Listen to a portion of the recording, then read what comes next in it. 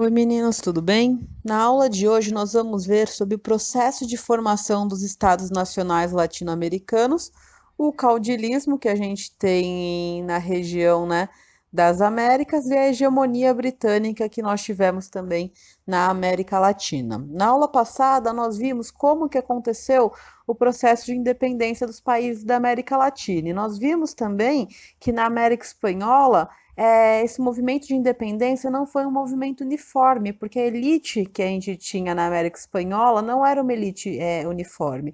Nós tínhamos aí discordâncias tanto na área, né, econômica como na área política.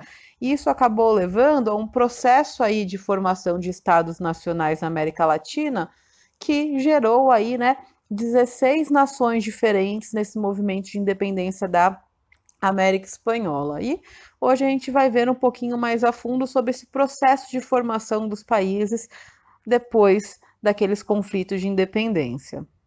E esse movimento de formação dos estados nacionais, no que antes, né, foi a América Espanhola, é um movimento que nós temos que pensar, né, inserido dentro do contexto da Europa lá no século XIX, pensando aí que o século XIX foi um momento que foi marcado pela Segunda Revolução Industrial, onde a gente teve, né, uma expansão das indústrias, né, uma expansão do capitalismo na Europa continental, no Japão, também nos Estados Unidos, o que acabou, né, criando a DIT, que é a Divisão Internacional do Trabalho, e dentro dessa nova realidade internacional que a gente tem, o que antes eram as colônias, né, da América, acabou, né, sendo dado funções diferentes. Essas funções diferentes vai acabar moldando diferentes formas de governo também, conforme os países da América Latina iam se formando. E por quê? Porque dentro aí dessa realidade da Segunda Revolução Industrial, as antigas colônias da América passaram a aparecer como fornecedoras de matéria-prima para as nações que eram industrializadas, lá para Inglaterra, Alemanha, França, Estados Unidos, Japão. Então a gente tem uma série agora de espaços que têm indústrias, eles precisam de matérias-primas e nós temos aí essas novas nações na América que vão fornecer essa matéria-prima e que vão também consumir os produtos que são vendidos pelas nações industrializadas. Mas, para que acontecesse, né, a consolidação do lugar desses países da América Latina, né, dentro dessa conjuntura da Segunda Revolução Industrial, era necessário deixar no poder os grupos que eram vinculados à agroexportação, porque aí eles conseguiriam ter essa manutenção da venda, né, de matérias-primas. E pensando então na necessidade de ter determinados grupos no poder da América Latina, a gente tem o processo de formação dos estados nacionais na região, né? Que é um processo que vai acontecer ao mesmo tempo que a gente tem, né? Essa segunda revolução industrial que traz a necessidade de compra de matéria-prima e de venda de produtos industrializados. E antes da gente entrar nas diferenças que tiveram entre os estados nacionais que levaram à criação aí de 16 países, vamos pensar, né, sobre as semelhanças que tinham entre, né, os estados nacionais. Primeiro, a economia deles era uma economia que era muito ligada ao setor, né, de exportação dos produtos primários. Então, a gente tem, né, a exportação seja de produtos tropicais, como também de minérios, de petróleo, como também de carne ou trigo, né? Então a gente tem aí esse papel de exportação de produtos, né, de matérias-primas, de produtos primários por parte desses países para o exterior. E isso é uma coisa, né, que vem desde o período colonial e que não muda com a independência da América Latina, né? Pensando até no contexto de países que não são da América Espanhola, como o Brasil, que, né, continua mantendo esse comércio, né, exterior, essa exportação de bens primários. As transformações que vão realmente acontecer nesse processo de formação dos estados nacionais vão acontecer por conta de uma necessidade de expansão desse tipo de economia, porque os países, né, lá da Europa, da Ásia ou até mesmo da América, né, no caso dos Estados Unidos, precisavam de mais matérias-primas e para fornecer mais matérias-primas, esses países da América Latina, eles precisavam de algumas ferramentas, né, para acelerar esse processo de produção e de exportação. Uma dessas necessidades era a construção de ferrovias. Por que que eles precisavam das ferrovias? Porque eles tinham uma grande produção que eles precisavam, né, levar de um lugar para outro, e as ferrovias tornavam esse processo muito mais rápido. Eles também colocaram algumas tecnologias aí, como por exemplo, né, para a extração de petróleo, para que conseguissem estar, né, extraindo uma quantidade maior para exportar. Em relação às sociedades dos países da América Latina, a gente tem pouca alteração em relação ao período colonial, já que a gente continua com o predomínio aí das grandes propriedades, né, dos latifúndios, das propriedades privadas de terra no processo de independência, a gente teve também uma concentração de riquezas na mão aí desses latifundiários, o que acaba gerando uma manutenção das desigualdades sociais depois que a gente tem a independência aí desses países da América Latina. Então, em relação à sociedade, a gente continua aí com uma concentração de renda na mão dos latifundiários brancos e nos países, né, que nós tivemos desde o primeiro momento a abolição da escravidão, a gente tem a introdução de um trabalho, né, assalariado mal remunerado, a gente tem os indígenas e os negros ainda nas margens, né, da sociedade, fazendo ainda, né, o trabalho braçal, só que agora recebendo aí um salário muito baixo. E, em suma, nós temos aí as desigualdades da colônia transportadas para uma realidade, né, do mundo já da América Latina independente. Quanto à política, né, nós tivemos uma divisão aí entre os países que aconteceu depois, né, do processo de independência. Nós tínhamos então alguns antagonismos entre as nações, né, da América Latina, o que acabou gerando a formação de uma série de países no lugar de existir aí uma unidade quando a gente pensa na questão da América Espanhola. Então, prevaleceu nesses países o unitarismo, com a adoção também da monarquia como a sua forma, né, de governo. As outras nações, né, quando a gente pensa na América Espanhola, nós tivemos aí o federalismo e também, né, o regime republicano. Dentro desses países, nós tivemos também uma disputa de poder que ficou aí entre dois grupos políticos que foram os liberais e os conservadores, né? Então foi comum nos novos países a criação aí de um partido liberal, de um partido conservador e de ter a disputa de poder entre esses dois partidos. No caso, os liberais queriam a formação aí de um estado de leigos com alguma participação política na sociedade e normalmente queriam também, né, o federalismo, porque eles queriam preservar os interesses, né, econômicos, principalmente quando a gente pensa na questão da exportação. Já os conservadores defendiam mais estados centralizados, com um poder executivo mais forte, menos poder às federações, né, que seriam os estados, e com a participação restrita da sociedade na política. Então, eles eram defensores mais da ideia de unitarismo do que de federalismo. Mas, fossem liberais ou fossem conservadores, quem estava no poder era um membro aí da elite da América Latina, né? Então, mesmo havendo algumas diferenças aí sobre como deveria ser regido o governo do país, nós tínhamos uma unidade sobre quem estava no poder, que era aí um membro da elite que tinha aquele interesse nas exportações. Uma ideia que é importante nós observarmos para entendermos aqui também esse processo de independência é uma ideia que foi, né, fortalecida no momento das independências da América Latina, que é o pan-americanismo. O que é esse pan-americanismo?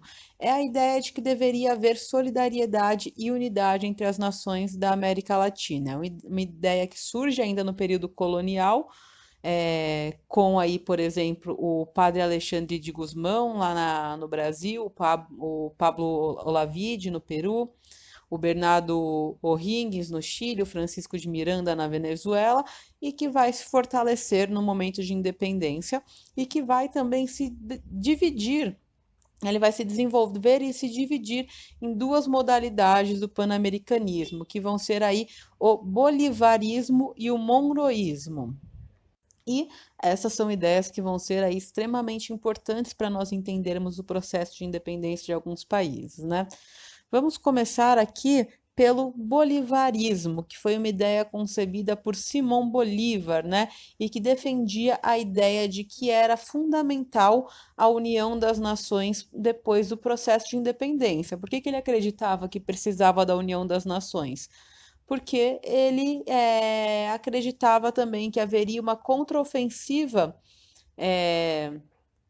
contra as nações, né, recém-independentes por conta do processo, né, de retomada do absolutismo do antigo regime lá no período da Santa Aliança e do Congresso de Viena. Então, acreditando que teria uma retaliação da Espanha, ele acredita que as nações têm que ficar unidas para manter a independência.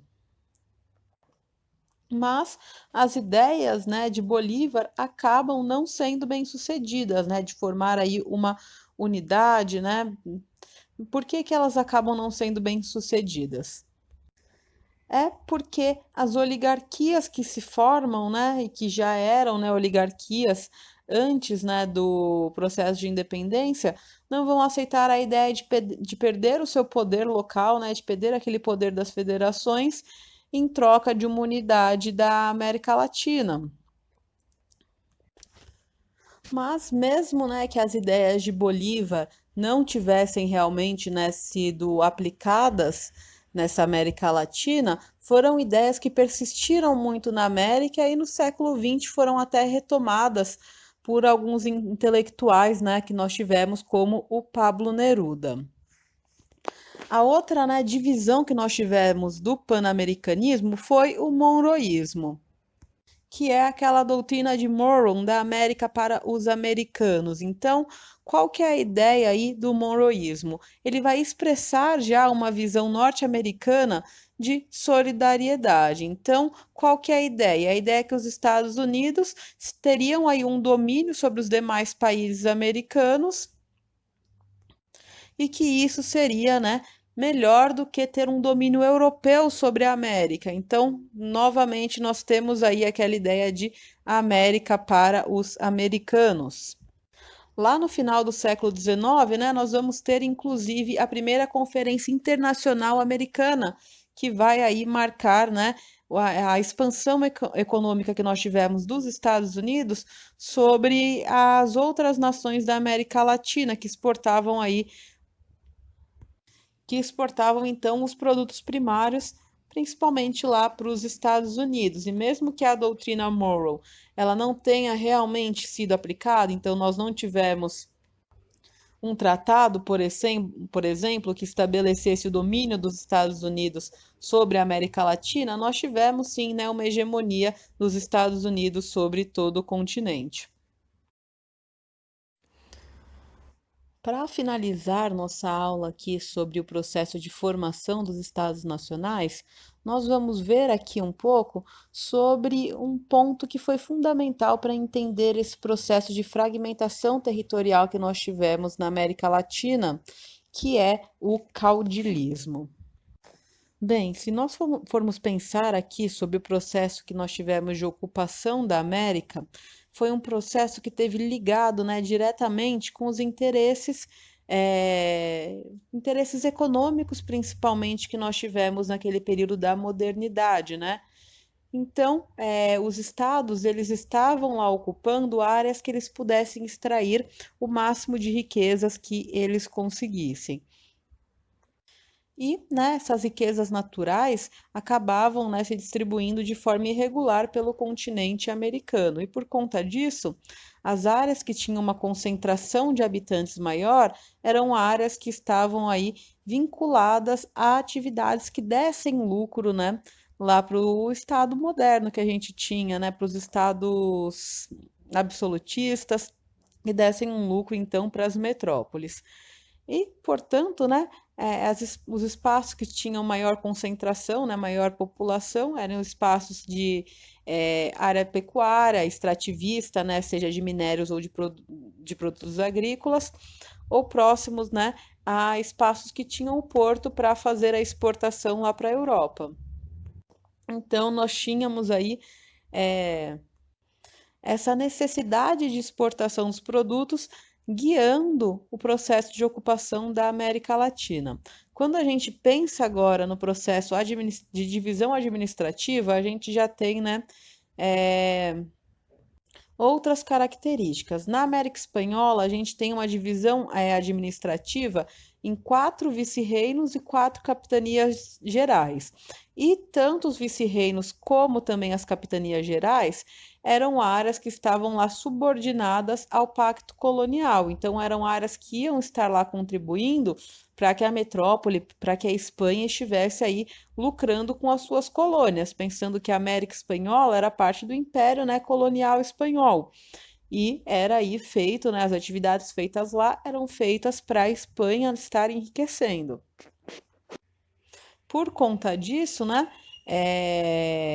os governos, né, as administrações dos vice-reinos e das capitanias gerais eram feitas de uma forma para que não tivesse uma integração de mercado dentro das áreas da colônia. Então, eles não deveriam fazer comércio entre eles, né? Não deveria haver um comércio interno, deveria haver uma exportação lá para a Europa.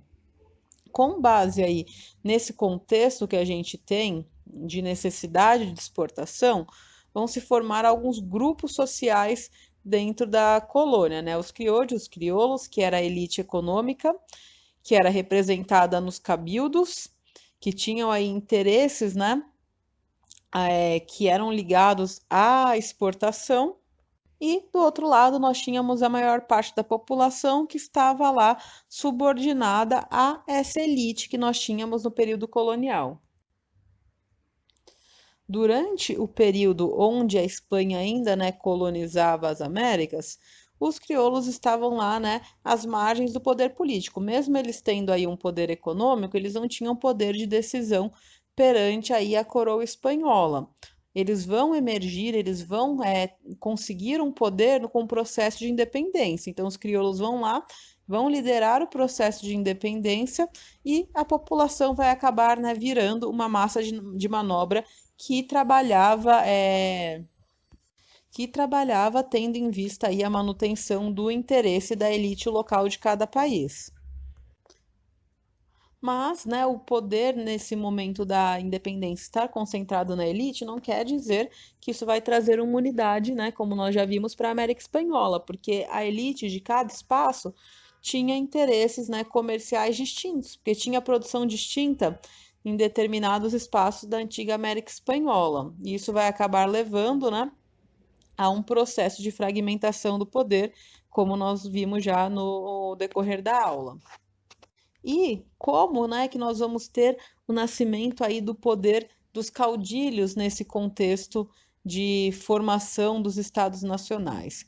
Quando a gente pensa, né, em parâmetros econômicos, quando a gente tem o processo de independência, nós não temos realmente mudanças muito profundas, como nós vimos também na aula. Nós temos uma economia dentro da América Latina que ainda é uma economia de produção, né, de produtos agrícolas dentro das grandes propriedades e uma produção, né, de exportação de bens primários que é extremamente dependente do mercado externo.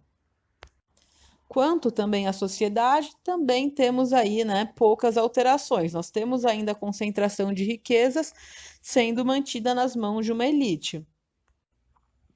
Quanto à política, né, nós temos então uma disputa entre aqueles que queriam uma unidade, um poder centralizado, e entre os federalistas, né, que queriam aí essa fragmentação e essa manutenção do poder local. Então, isso acaba mostrando uma falta de coesão que a gente tem entre as elites oligárquicas nesse processo de independência e de formação dos países da América Latina.